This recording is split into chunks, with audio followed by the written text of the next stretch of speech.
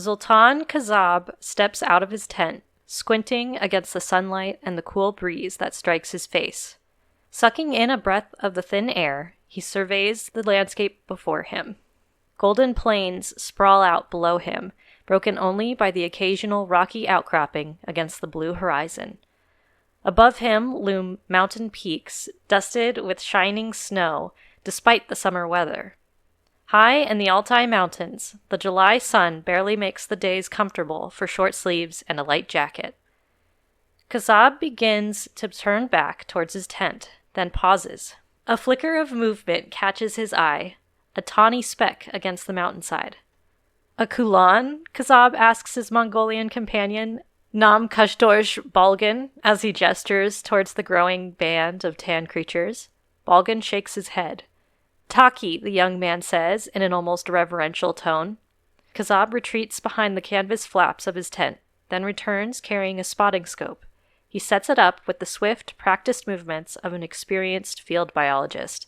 Squinting into the eyepiece, he adjusts the knobs and tilts the scope into place. His breath catches in concentration. Alerted by the scent of humans, the animals now gallop across the landscape. The shimmering summer air gives them a mystical appearance, like wraiths or spirits not fully corporeal. Yet their shapes are unmistakable. Bright white muzzles stand out on boxy, golden-colored heads. Their full, dark tails stream like banners, lifting above their broad, tanny backs. Their dark legs move with a grace possessed by no species of wild ass. These are indeed Taki, known by the Western world as Przewalski's horses. The two men watch the fleeing animals disappear over a rise in the Mongolian steppe. Kazab grins to himself, exhilarated by the sighting. He might as well have just seen a unicorn. In this year of 1966, only 133 of these creatures are known to exist in zoos, and the wild population is completely unknown. Unbeknownst to Kazab, he would be the last Westerner to see this animal in the wild for almost 30 years. Welcome to History from Horseback.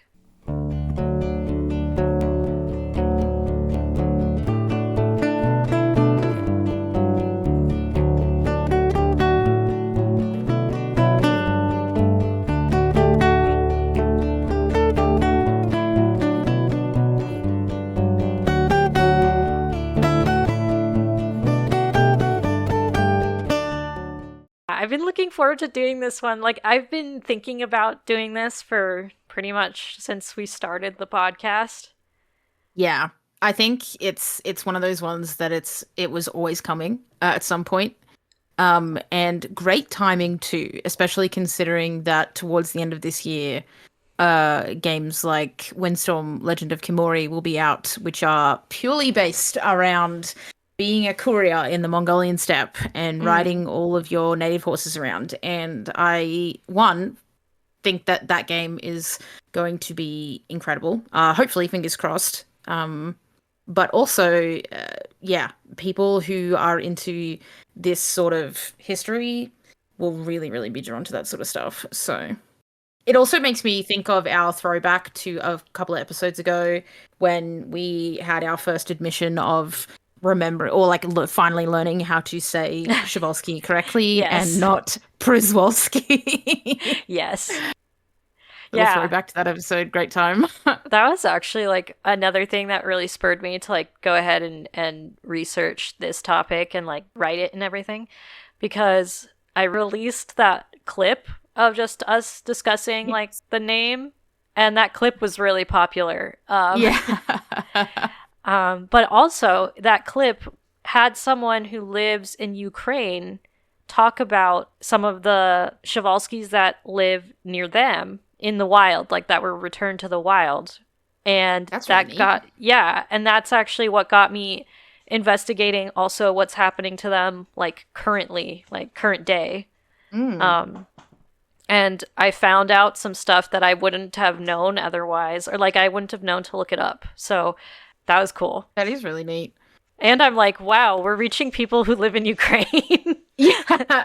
That's really cool. The worldwide reach is very, very exciting. I suppose as well because it means that we get an opportunity to see history from all edges of the earth because there are so many stories. Oh yeah, absolutely.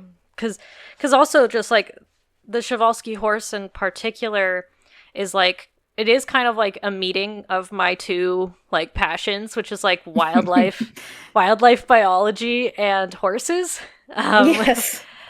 um and so but it's also interesting because like those two crowds don't always mix and they don't always mix well. No, so no, they don't. um so it makes it particularly interesting to me. But yeah, but before we get started, we have a fun announcement to Very make. exciting. So we have a Patreon. You may have heard this announcement in an earlier episode, but we just wanted to remind you We are going guys. to plug it every single episode from here on out. So I hope you're ready for the Yeah. ride. Yeah. Although we might, eventually we might plug it in like the end and stuff, but Yeah, yeah. but yeah, so the link to that Patreon is patreon.com/history from horseback pod, or you can find the link in our show notes. So supporting the Patreon will get you a bunch of different perks. Anything from live streams, bonus episodes, exclusive merch, and more things that will come in the future, as well as the fact that you're supporting the podcast, which gives us more of a chance to sit down and produce more content for you, do things like finding more guests and, more extensive episodes and things like that. There is really no reason not to. So if that's something that you are able to do or is within your accessibility, we really encourage anyone to go ahead and do that. And we promise that the things that you get from it will be very exciting and very fun. Some of the exclusive content that is up at the moment is very funny, if I do say so myself. Yeah, You not will to toot enjoy it our a own lot. horns. Yeah, not to But shout our horns, but it is hilarious. And if trust us, you will really enjoy it. So, and we really appreciate it. Like we appreciate hearing from everyone and hearing how much you love what we make. it gives us life. It really does. It is so wild to get feedback that is positive from people who aren't just like direct friends and family, which is like Yeah. love direct feedback from, from close friends and family. I think every podcast starts with, those sorts of people giving feedback and being the first listeners and whatnot, but having people who are, we've never met or are genuinely just like randoms to the opposite side of the world who really enjoy the content. That is, yeah, it's a feeling like no other. I mean, as much as I appreciate my mom being like the number one fan of the podcast right now. Also, we have kind of a secondary announcement that we also have a merch store, which you can find at historyfromhorseback.printful.me, and it features things like t-shirts, sweatshirts, and stickers. I so far love the merch that we have on there, and we hope to continue releasing more designs and potentially having like seasonal designs in the future. Yeah. So check that out as well. They are all hand designed by Keegan himself. He is a very talented artist. He won't say that himself, but I will do it for him. Gah. And I love that I can say that all of our designs have been hand done by you. It makes me feel really, really happy that we have something like that. And it's not either templates or recycled things or, God forbid, AI. That is a mortifying thought to me. So really thankful that we can say that all of our stuff is hand done in-house by Keegan's own hand. And it is very adorable. Thank you. I'd love to eventually get like some guest artists.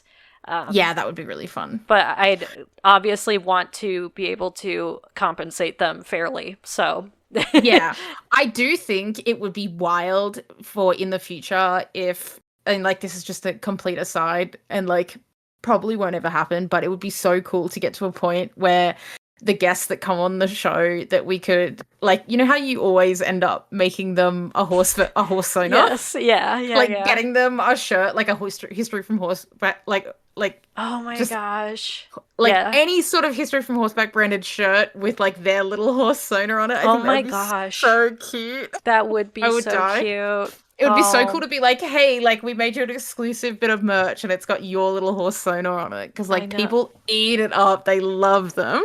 Yeah. I can't remember Well, who it was. I can't remember who it was the last time we spoke to them, or like who it was at the end of the interview that we did, and they were like, "Can I get a horse yeah. design?" That was so cute. Well, Oh, first it was Shelby. yeah, I remember Shelby being the first one, but And I then know that and there was then another one. Caitlin. Yeah, that's right. Side It was saddle Caitlin. Caitlin. Yeah. She's like which now I'm like, I should just start offering everyone because like I don't blame them because they are so exciting and it's so cute. yeah, I love hearing like, okay, what would you want your horse to look like? Yeah. And it's always something like kind of different. Like everybody has like a different favorite horse. It's great. But it's always so specific. Like you ask them that question, They they know know it exactly immediately. what they want. They're like, I know exactly what it needs to look like. I know exactly how it's going to come out. I know exactly how to describe it to you. And it's just like, that's such horse girl behavior. It It's is. so good. I love it. Yeah. To get started, there are a couple of sources that I used for today's episode. The main sources include Przewalski's Horse, The History and Biology of an Endangered Species, written by Inga and Jan Bowman, edited by Lee Boyd and Catherine A. Haupt. Our next source is The Remarkable Comeback of Przewalski's Horses, which is an article by Paige Williams, and then Przewalski's Horses and the Battle for the Steppe, the story of Ascania Nova by Yarina Masik. Disclaimer, just right off the bat, there's going to be a lot of names in this episode, and I'm going to try my hardest to pronounce them correctly, but I might not. So apologies. We did some research to find pronunciations. However, just like all things in the world, there are not many sources, and when you're only pulling from one source, it can be incorrect. But hey, the effort has been made, and we're trying. And you know what? I think that says enough. Yeah. And if you know what the real pronunciation is, feel free to let us know so that Yeah, in the future we can do better. say it right. Yeah, exactly.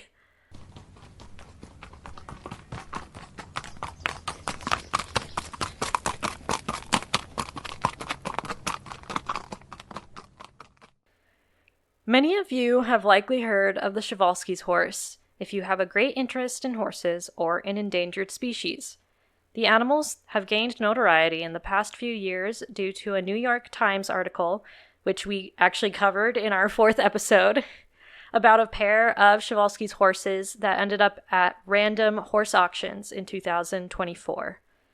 In addition to these two TikTok stars, named Shrek and Fiona, Przewalski's horses also made the news when a band was reintroduced to Kazakhstan last year. This animal has become an iconic success story for bringing an endangered species back from the very brink of extinction. But how did Przewalski's horses get so close to extinction? And how, in 30 years, did we manage to return wild horses to the steppes of Mongolia? Today, we will look into the history of the Przewalski horse. It's very funny to me that people can be so roped into historical stuff based on the fact that they saw a TikTok of a horse that they thought looked so funny or was just a weird Mustang or, you know, was anything but what it actually was. Yeah. It's like crazy how many people have just like heard that story in passing, and that's like the first time they've really heard of a Przewalski's horse. Yeah. I mean, we were talking about this last week, and my first introduction to a Przewalski was the absolutely critically acclaimed 90s game or early 2000s game, I can't remember, Zoo Tycoon. And let me tell you, I was obsessed. And I think I was obsessed purely because they looked like a regular horse and I just really loved horses. I remember doing the same thing when I got access to zebras, that I would just like immediately build them an enclosure and put them in. And I also remember that in the early Zoo Tycoon games, you got conservation bonuses if your endangered animals reproduced. And I remember getting getting Przewalski. There I go again. Okay. Yeah, getting Przewalskis to breed back in those games was really difficult. They had to have like a perfect what's it called? Like exhibit rating. They had to be super happy. They had to have lived there for a certain amount of time, and like then they would breed, and you'd get like a little money cash bonus for getting them to breed, as well as like snow leopards and a bunch of other like really critically endangered species. But I was obsessed with them. I remember naming them after spirit characters. I remember like just being absolutely devastated when they got really old and died. Just absolutely loved them. It's funny that you bring up how difficult they were to breed in Zoo Tycoon, and because that reflects real life. Yeah, we'll see. yeah.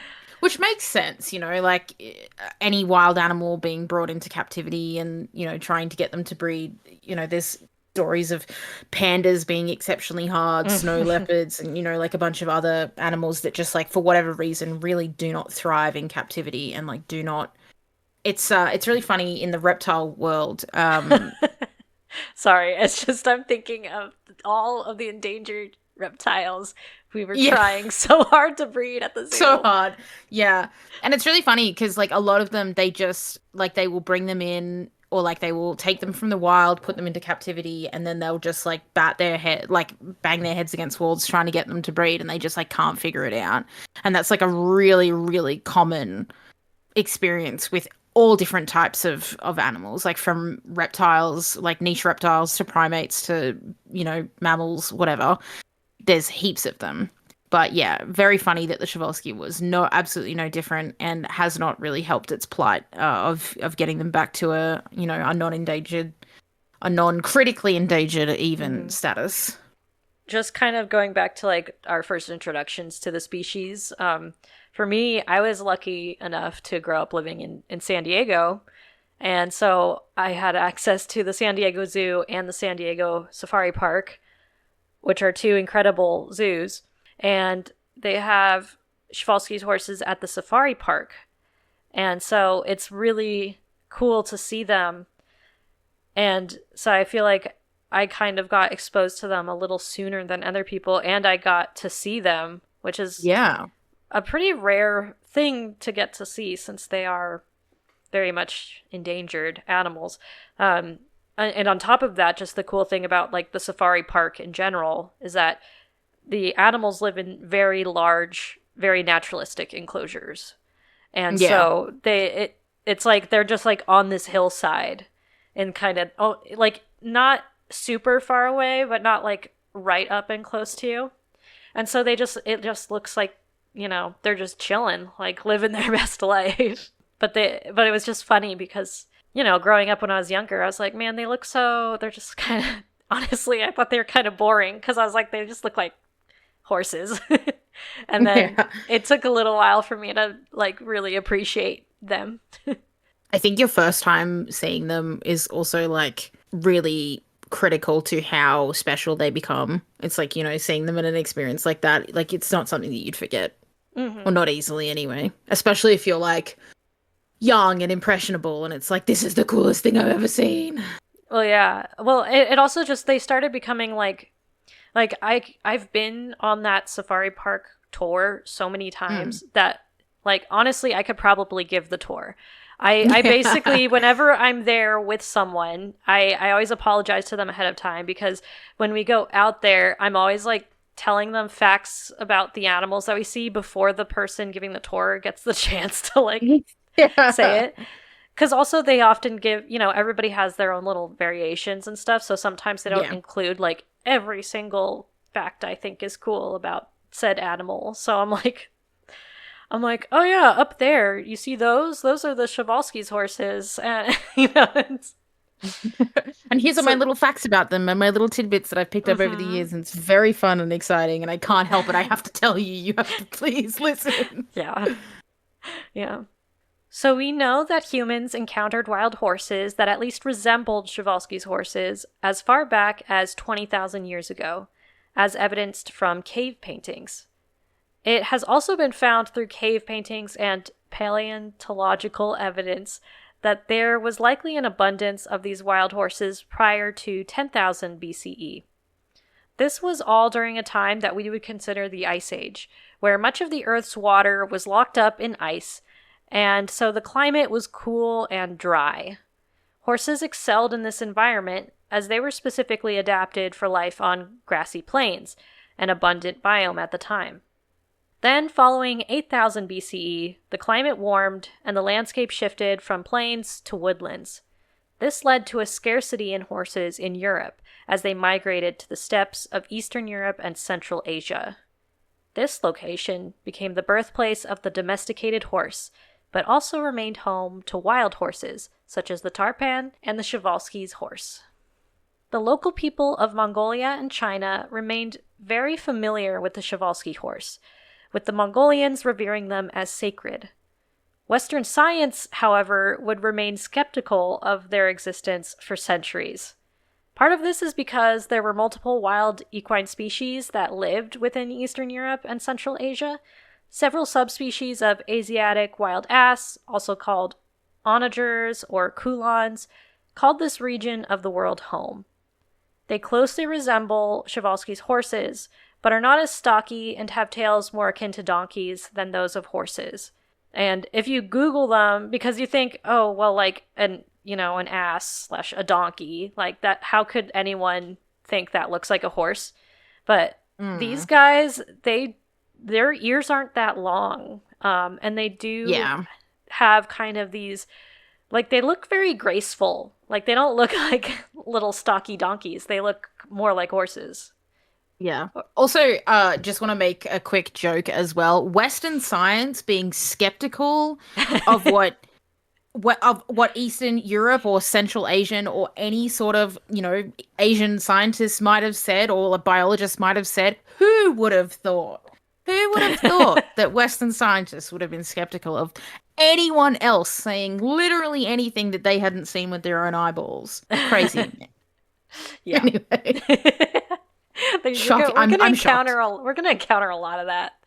I'm so shocked. So genuinely shocked. Who would have thought? The tarpan was believed to be a species of wild horse and has been hypothesized to be the ancestor of modern domesticated horses. Whether these horses were truly wild, feral, or hybrids, they also called the Eastern European steppes their home. Tarpans went extinct around 1897 due to habitat loss and hunting, which is actually like a lot more recently than I thought they went extinct. Yeah, that's really recent. I thought they were ancient. The death of the final tarpan was thought by the Western world to be the end of the last truly wild horse. The Przewalski's horse, however, still existed in the barren Mongolian and Chinese steppe, out of sight from European explorers. We know that local people encountered the wild horses based on oral and written accounts. In 900 AD, a Tibetan monk named Bodawa wrote about seeing a wild horse. Genghis Khan is said to have encountered Przewalski's horses in 1226. And in 1630, an important Mongolian presented a Przewalski's horse as a gift to the Emperor of Manchuria, truly a kingly gift, as these animals were considered sacred and difficult to capture. In addition, Manchurians purportedly enjoyed hunting wild horses, as they were shy, elusive, and difficult to hunt, so that made them an even better status symbol for them. Yeah, obviously, it's the harder to get, the bigger the trophy. Mm-hmm. And already we see evidence of these animals being hunted in excess, with records of 200 to 300 horses being shot in one day in 1750. And again, these are all things that nowadays with globalization, we're able to just be like, oh, in Tibet, you guys have this, this written account from 900 AD, cool. But, back in the day, they couldn't just be like, hey, do you guys in Tibet have like these documents that have accounts of these wild horses? And so like, even though we had people in the region who knew that they were around, people in like Europe didn't know about them. It basically is what I'm trying to say. Like, Yeah. Like after the fact, we now know that they were definitely there, but people in Western Europe did not know about them. They didn't see with their own eyes. They didn't believe it. Mm-hmm, exactly.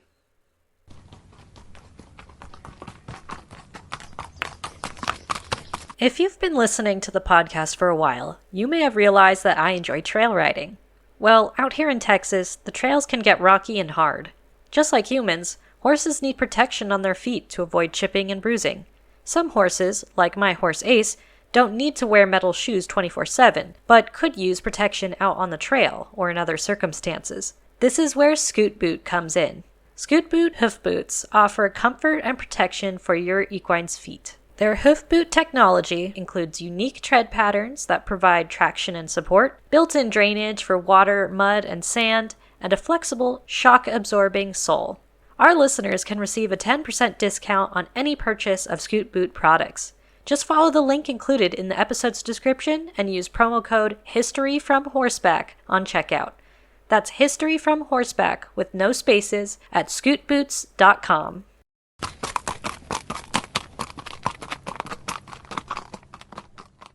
If you are familiar at all with the period of Enlightenment and the expeditions that resulted from this time period, you might understand a little bit better why the Przewalski's horse remained undiscovered, and I put that in quotes, until 1878. Explorers were clamoring about the new and crazy animals they were discovering across the far-flung reaches of the world. Hoaxes and cryptids were common. For this reason, most scientific institutions required hard evidence that a new species existed. Due to what we can basically chalk up as racism, accounts from locals and native peoples were largely ignored or taken with a huge grain of salt. Of course. Like, yeah. Which is so wild as well, because, like, you think about it, and it's like, these people have lived here for centuries. Like, the absolute, like, arrogance to believe that you would know better than the people who have lived there for their entire lives, like, spanning back centuries. Like, just, it's so wild. It's so crazy to me. Definitely at the time, there was just, like, no way for them to accept that, like, maybe these sightings were not like literal, or maybe the words that were being used to describe these different animals may not, like, there would be stuff lost in translation that I don't think they realized, you know, because it's like, oh yeah, there's this giant like monster, this giant fish, maybe we'll put as an example, and then, you know, later on it's like, oh, actually it was like a whale or something, or like, you know, or just stuff like that, where it's just like, okay, maybe they did actually know what they were talking about. Yeah. Surprise, surprise. Crazy thing to consider. Yeah. Whereas just like, you know, sometimes things are legends. Sometimes they're not legends. It's not always one or the other 100% of the time. Yeah. And not to mention that, like, even within their own cultures, there would be some people who genuinely believed that legends existed for real. Like, there would be people who had spiritual beliefs that they had absolutely seen these things with their own eyes, and they were absolutely certain of it. Like, there's still people to this day in North America who are absolutely certain that they've seen Bigfoot. Like, they are like, this is what I've seen. I've seen it with my own eyes. I don't understand how you don't get it, sort of thing. I mean, it's the same in Australia. There are people who genuinely believe that there are massive black panther-like cats that live out in the Australian outback that are seen all the time. And, you know, like, most of us would look at that and be like, it's a huge feral cat. They exist. They are out there. They're not as big as you think they are. But there are people who are like, nope, they're not feral cats. They are huge. They exist. They are real. Like, it's just a different lived experience. It's interesting because it's strange how the opposite thing has kind of happened here in, like, Texas, at least in, like, my region of Texas. So, like, there are mountain lions. This is their historical range. It's within it. Yeah. However, they've been hunted a lot, and so their population really decreased. And then I believe like some hunting laws have changed. So now they're starting to slowly make a comeback.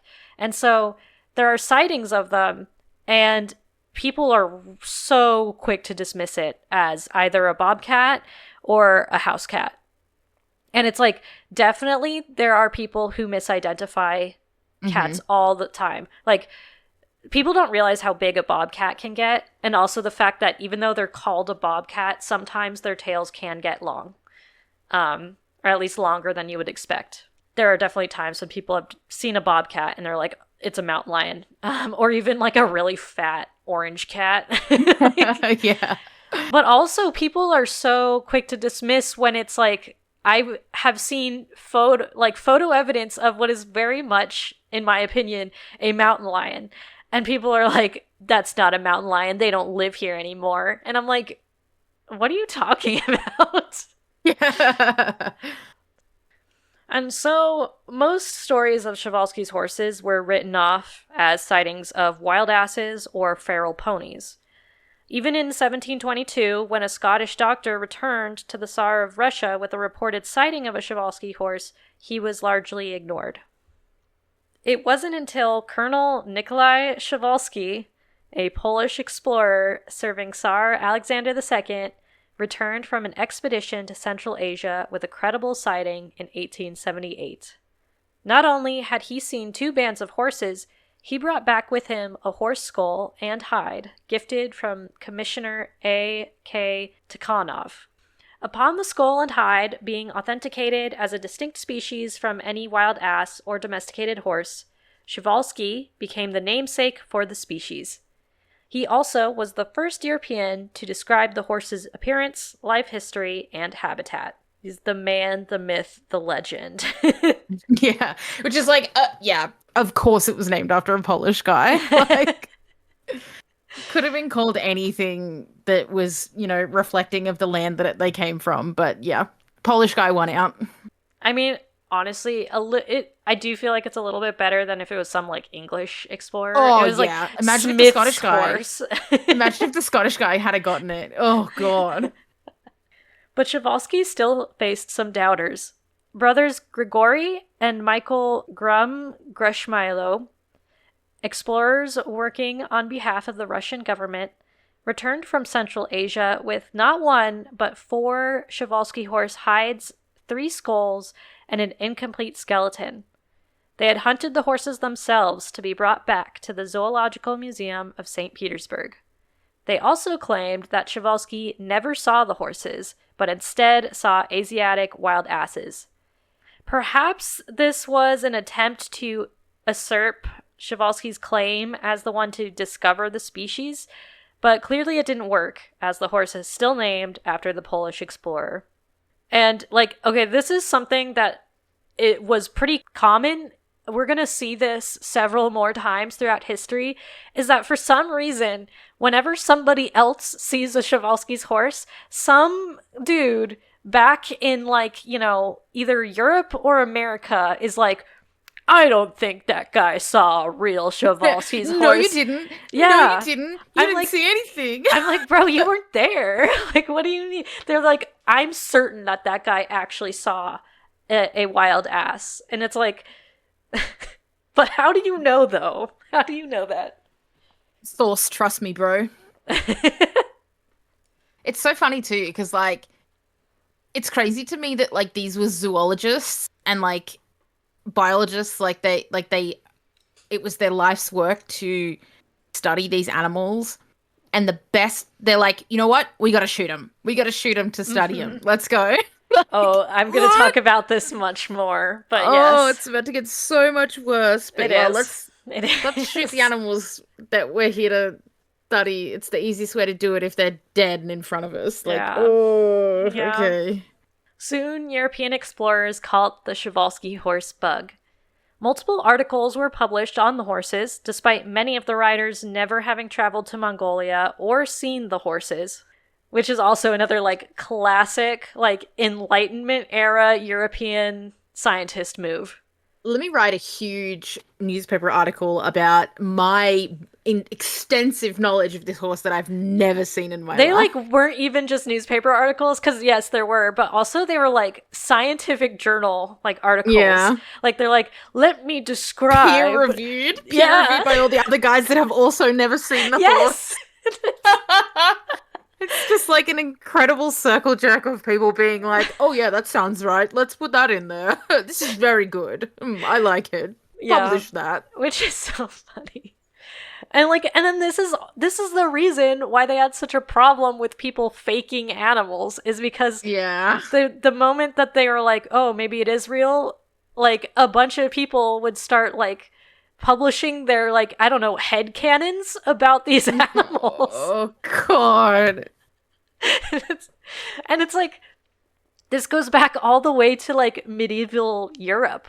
When monks who had never seen animals would like talk to like people who had gone on journeys, and they'd be like, I saw this crazy animal. It had a really long neck, but then it had like the body of a leopard, like because it had spots. And they're like, yes, I will take this very literally.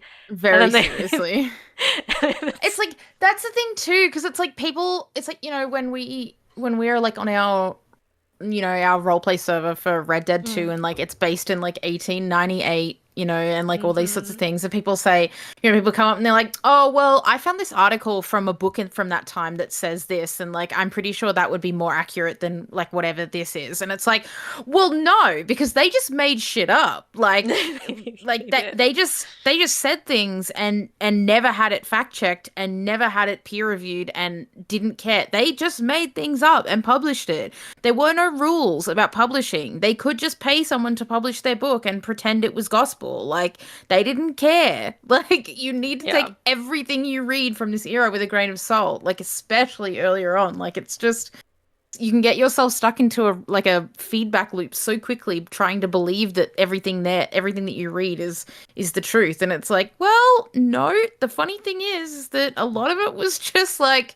I'm pretty sure that's right, let's publish it. Like, as someone who is role-playing a naturalist, it was really hard sometimes to not like bring in my like modern view of ecology, because like we have such a better understanding on so many things nowadays, versus what like some person who like traveled to the middle of like Western America would know in the late 1890s. And like, but one thing that was so much fun was when someone started describing a platypus, and I was like, you know what, I'm gonna roleplay that my character's never heard of one. Yeah, and like doesn't believe it. That's absurd. Shut up. What are you talking about? Yeah. I once told my sister that I think she would do really great if she came, because she loves dinosaurs. She loves them. I was like, you should come onto the server and roleplay a paleontologist from the time that like just like, they're big lizards. Completely, and just spout completely untrue facts. Like, I remember in the canon game of RDR2, there's the paleontologist that believes she's putting together a dinosaur, and she calls it Totalosaurus, and it's like got moose antlers, and it's just like a bunch of different bones stuck together. And I was like, you should roleplay one of these people and just like convince people that these dinosaurs that like have no right existing, that they existed. Like, it would be so funny to just like spout really misinformation and be like, no, it's true, I've seen it, I've seen the bones, and the bones don't lie. Like, clearly I just glued this one to this one and that's where it goes. Like, duh. Just so confidently incorrect. The first zoologists to prove that the Przewalski horse was a true wild horse were A.A. Takamarov and W.W. Selensky in 1902. I put prove in quotes because true proof wouldn't come until genetic studies were made on the species, but species were defined differently back then, so I kind of digress, and that's just me with my like modern wildlife biology view. Little disclaimer on the end there.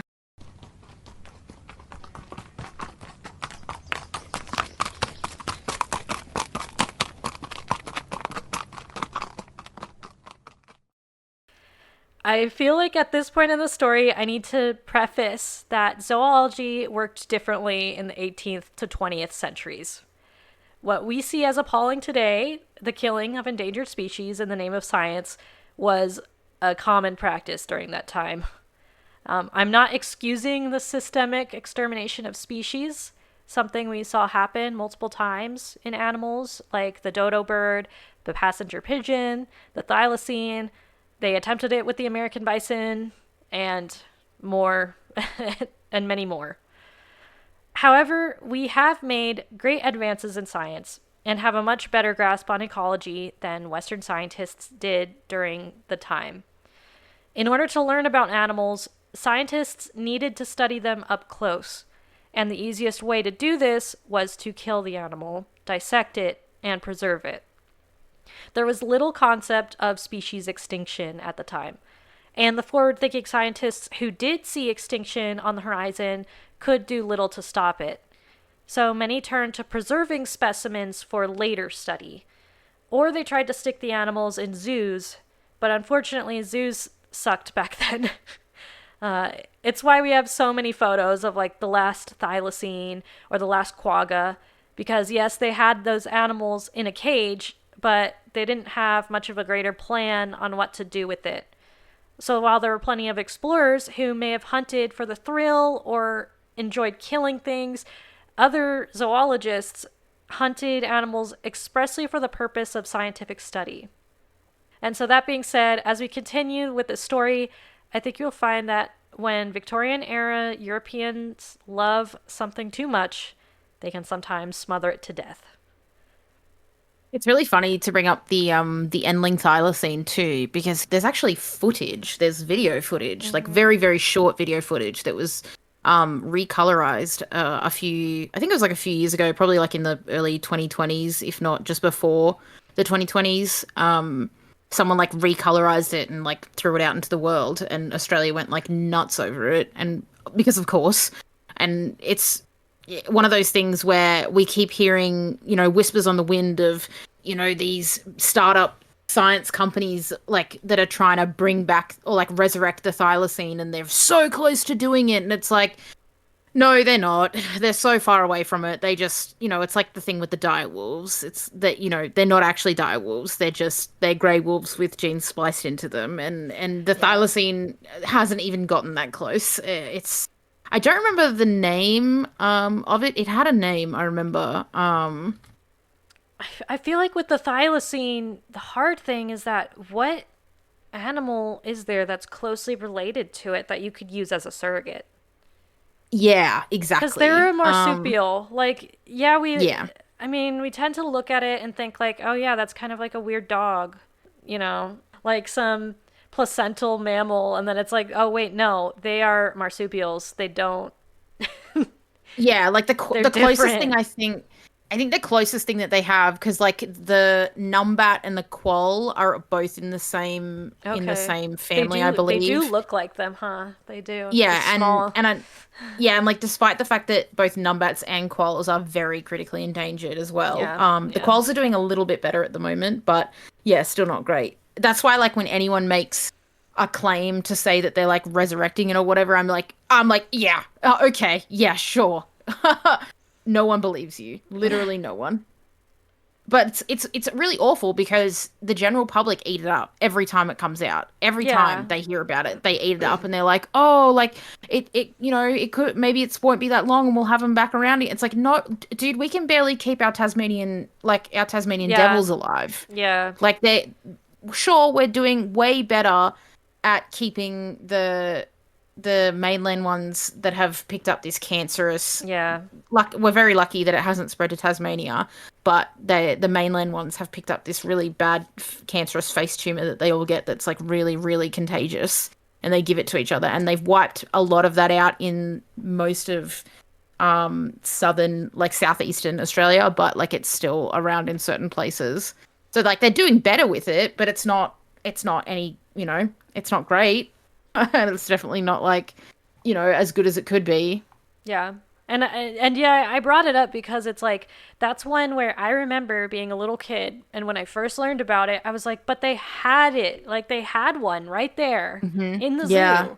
How could they just let them die off? And then it's like, now with my understanding of it, I was like, once they got to that point, like far before they got to that point where there was just one left, they already had lost the battle. Yeah. Yep. And that was one thing, like, even there are even still like old school, particularly like mammalogists and some like entomologists, they really like collecting specimens, which is like a scientific way of saying like a dead carcass of an animal that is like preserved. um, and it's like that, like, cataloging is very important for like our understanding of like genetics and, you know, evolution over time. And like it is very important, it gives us a lot of important information, but we're moving on from that idea of like, oh, we can just collect them all, and then we have like this catalog in like a museum of like, but then it's like, okay, what's more valuable is the living animal in their environment. Yeah. Yeah. Because then it became like, okay, let's keep all these animals alive, but we're keeping them in zoos. And now we're finally kind of really harping on like, you need to keep the habitat intact because otherwise there's no point in the rest. That's exactly right. Yeah. I was pretty spot on. That colorized version came out it was from the National Film and Sound Archive of Australia. And it was in 2021 they released it. Sorry, I'm just seeing it and they're just so freaking Yeah, cute, it's man. heartbreaking. Yeah, they were. And they were. just, She was like illegally sold to the zoo as well. Like they didn't advertise it because it was already illegal by then. Like the sale was already illegal by then. But yeah, it's heartbreaking. She did not live much longer past that video. And it's also sad because it's like she's literally in this like cage, like a concrete cage. Yep. I'm Doing, yeah. Like, it's devastating. I'm like, man, this is why people don't like zoos nowadays, because this is what they associate with them with. Yep. That's exactly right. I'm like, okay, it's not the 30s anymore. No, it's not. Good accredited zoos don't look like this. No, they don't. But I just really wanted to stress that, like, I'm not trying to sound preachy. I just want to, like, put it into context. Not necessarily saying it's okay, but also not necessarily, not like being like, how dare they have done this? This was terrible and stuff. Because they were trying to help, and they were trying to do it in the way they know how to. Yeah. They just didn't understand any better. They didn't feel like they had a better option at the time. And the other thing is, like, if they had just left them to their own devices, they also probably would have gone completely extinct. So around 1900, scientists wanted to capture Przewalski's horses. Not only was it an incredible status symbol to own an incredibly rare wild horse, many zoos and private owners wanted to keep and breed endangered animals for conservation purposes. Enter Waldemar von Falsfein, a wealthy German living in Russian-owned Crimea. He was a collector of rare animals and wanted very much to obtain Przewalski's horses for his private zoo, as well as be the source of wild horses for the rest of Europe. Falsfein funded several expeditions to capture Przewalski's horses and transport them back to his estate in Crimea. The first attempt was completely unsuccessful. The second attempt ended in 2 foals being successfully captured, but both died shortly after their capture.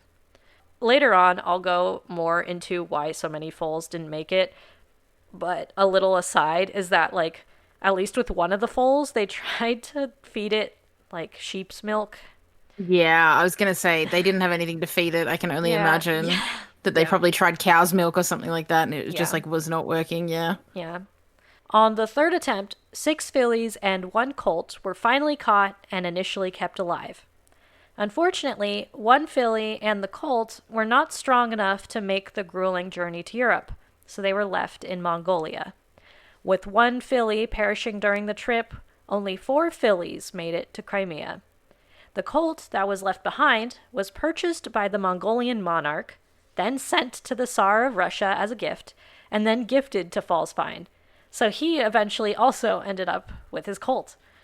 On a fourth trip in 1900, 3 foals were caught.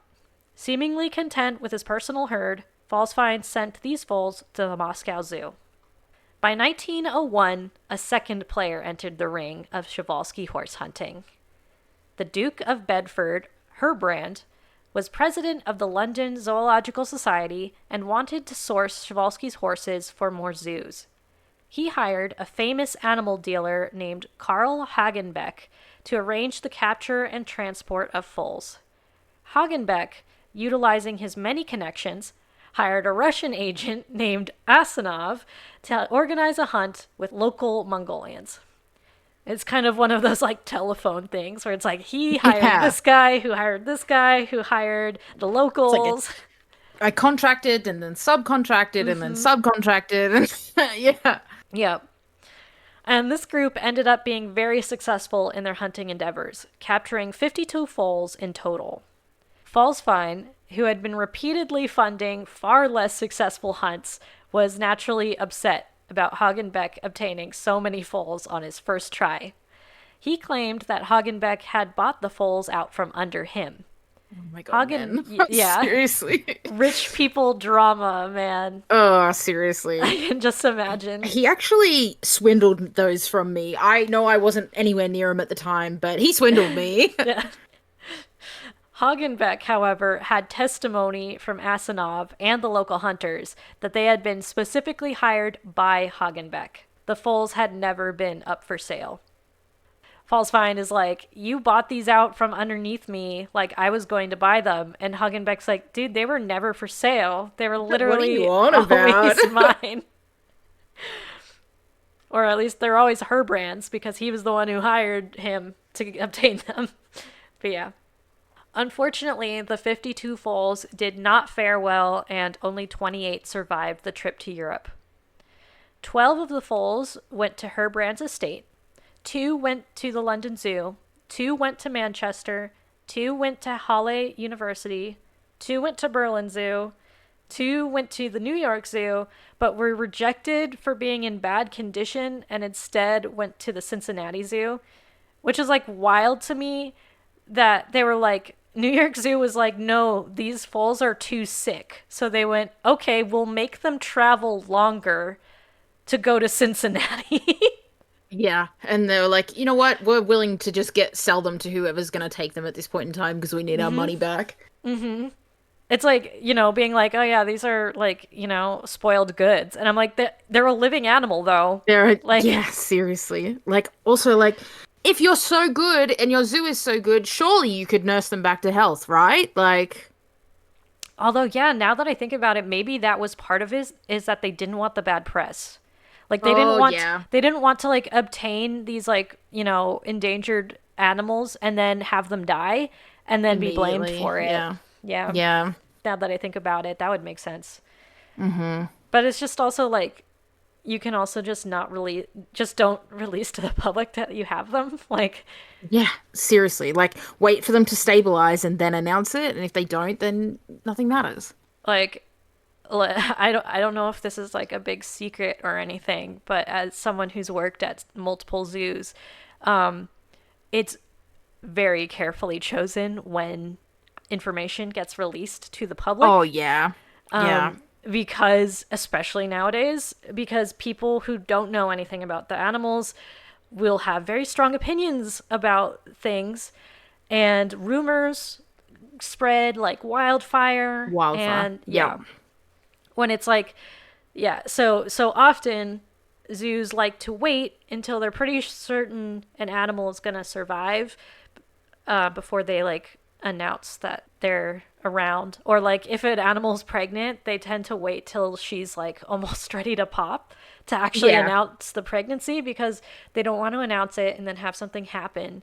And then it's like, not only like emotionally, like zookeepers, they love their animals. So it's already really emotionally difficult for like a zookeeper if something medically happens to an animal that they're caring for. And then on top of that, if you start having the public hating on you for like no reason and blaming you and telling you could have done something differently, like that's terrible. So Yeah. Australia's Taronga Zoo, which is like quite a popular zoo in Sydney, very, very famous around the country. They had a red panda of theirs come off come off the exhibit for a fair few months. Like a couple, like I think it was like not last year, maybe the year before. It was like during like either 2022 or 2023. And it wasn't till people like started being like, oh, like, is she coming back? Blah, blah, blah. That they were like, she was pregnant. She had a baby, and the baby's doing fine. And now we'll tell you that. And they'll be back on exhibit as soon as they can be. But yeah, like, and the last time I went with Nadine, we saw the baby. And it was quite grown by that stage for it to go back on an exhibit, but still very cute, still very small. Obsessed. Nadine loves red pandas, so yeah. Sometimes animals are just off exhibit for like checkups, like a normal checkup, and they're fine. Sometimes like we just need to do something to their enclosure, and so they'll be off exhibit for a little bit. It's like, don't panic if an animal's not on exhibit all the time. Also, a lot of them tend to have like behind the scenes areas where they can chill and not be gawked at by a bunch of people. Yep, exactly. Especially like large mammals who tend to be pretty sensitive to that kind of stuff. Yeah, when we went to Taronga, it was because Nadine was so obsessed with Mudang at the time, and Taronga also had a pygmy, like a baby pygmy hippo. Yes. And when we went to visit it, there was no animals in the exhibit, and oh no. There was a volunteer leaving at the time, and she was like, they're just off their enclosure, like they're off to the part where like they can't be seen. She was like, if you hang around, like you should be able to see them at least for a little bit. Like it might not be for long, but you should be able to see them. We hung around for 25 minutes just sitting in the little viewing area. And just as we were getting ready to leave, this tiny little baby pygmy hippo came trotting on like under the water, like just trotting along the base of the enclosure. And I like screamed at Nadine, and she was like, "Oh yeah," we freaked out. It was great. So worth the wait. Pygmy hippos, man. Yeah, they're so sweet. It was so worth the wait. I heard someone was talking about how like they're like, oh yeah, Mudang is probably like an adult by now, and she'll like rip people apart and stuff. It's like not cute anymore. And I'm like, she's a pygmy. She's a pygmy. Yeah, like she's not gonna get that big, and she's still really cute, I promise. Exactly. Like the adult ones are just as cute. Like yeah, I'm like, yeah, the adults are like not all that big either. Like they're small. And listen, as soon as they surface and wiggle their ears, I'm gone. Well, plus they're also not as like ferocious as African full-sized like hippos are, because they don't have to have the same attitude in order to survive in their environment. Exactly. So yes, they do. I mean, they are sassy, like Mudang has shown, but they're not like quite as psychotic. So yeah. Anyway, derailed. Right. Where were we? Oh, we were just talking about how the Cincinnati Zoo got. Yes, that's true. It was the first it was the first U.S. zoo to get Przewalski's horses because the New York Zoo said no. So there you go. One of the colts from the 28 that survived went to the Paris Zoo. 2 went to a private owner in the Netherlands, and 3 colts went to the dealer, Hagenbeck. One thing that I also thought was kind of like unfortunate is the fact that they just sent pairs, to each zoo. Yeah. Because, in their heads, and it's like, this is totally how I functioned playing Zoo Tycoon at first, when I first started as a little kid, because I was like, a boy and a girl will make babies. Yeah. So I'm gonna get a pair. And it's like, do I care if they are supposed to live in large groups? No, I don't, because I am a child. Yeah, because when you're 9 years old, it doesn't matter. Exactly. When you're 9 years old, they're best friends. Yeah. And they're in love. Back then, they were just like, send a boy and a girl, and they'll breed, hopefully. Yeah. Hopefully, fingers crossed. I'm like, even though they're supposed to live in groups. Apparently, many more foals were caught in 1902, the next year, but the exact number is unknown. It seems that a lot of them died at some point during transportation. 2 were confirmed to be sold to the New York Zoo, so they finally got theirs. And 2 were sold to a Professor Ewart of Edinburgh. And 2 were kept by Hagenbeck. In 1903, the last hunt was conducted and was not very successful. By now, it was incredibly difficult to even see a Przewalski's horse in the wild, let alone catch a foal. So you might be wondering why it was so difficult for them to capture Przewalski's horses, and why so many of them died under human care. If this were modern times, we would have access to helicopters, tranquilizers, and top veterinary care. If a precious individual from an endangered species died under human care nowadays, it would be seen as a major failure. However, in the 1900s, the only tools they had access to were riding horses and ropes. There were no roads on the Eurasian steppes, at least not where the Przewalski's horses tended to graze. And Przewalski's horses were also particularly wary of humans, more so than what we tend to see in feral and semi-feral horses. The moment they smelled humans, they fled. Adults were rightly so. Yeah, yes. Adults were near impossible to capture alive. So the preferred method was to spot a herd with young foals using a scope.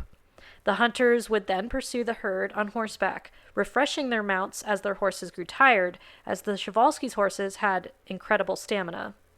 When the foals eventually tired, they were roped and brought back on foot. This meant that the foals were already tired and weak when they were caught. They then were presented to a surrogate mother in the form of a domesticated mare. If the foal was accepted by the mare and everything went well, the foals would all be walked on foot back to Europe. Again, there was no railroad, and automobiles were just becoming more widely used. Once in captivity, Przewalski horses failed to thrive. Being confined to small spaces with few other equine companions was foreign to them. This impacted their fertility and willingness to breed, posing a great challenge in attempting to preserve the species in captivity. Them walking from Mongolia to, Russia. It's no wonder they barely made it. It's also crazy that, that they had the forethought to be we need a bunch of surrogate mares to put them on, to latch them onto when they get here. And it's if that doesn't work, oh well, keep them walking. The more we catch, at least some of them will survive, right? Yeah, it's a brutal thing to think about. It's a really sad story. Yeah. And it's from here, with the shift from capturing wild Przewalski's horses to beginning to breed them and eventually attempt reintroduction, that we'll pick back up next time in part 2 of our Przewalski horse episode.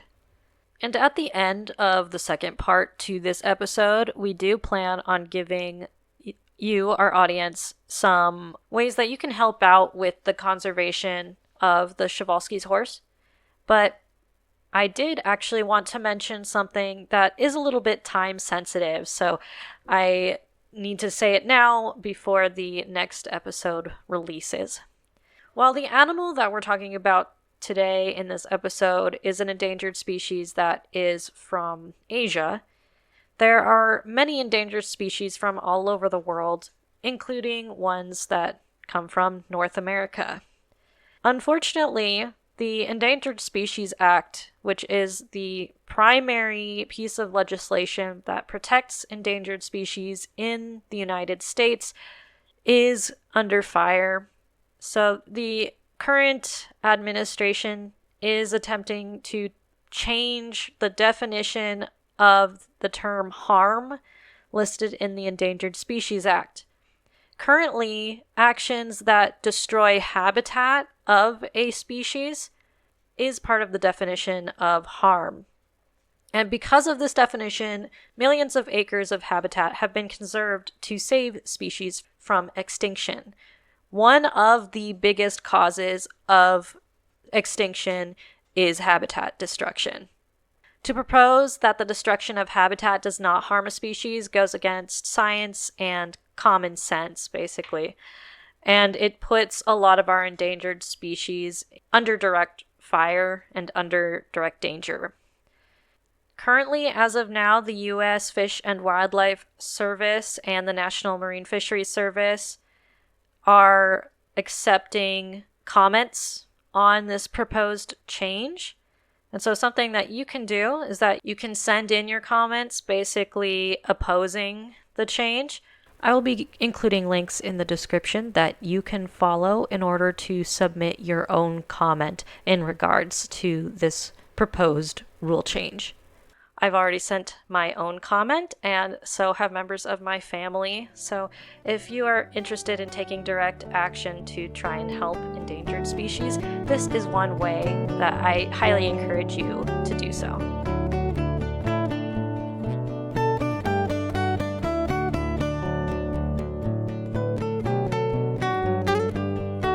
Thank you for listening to History from Horseback. We hope that you enjoyed this episode, and we are on TikTok, Instagram, and Facebook, so give us a follow for more historical horse content. Thanks again for listening, and we'll see you out on the trail.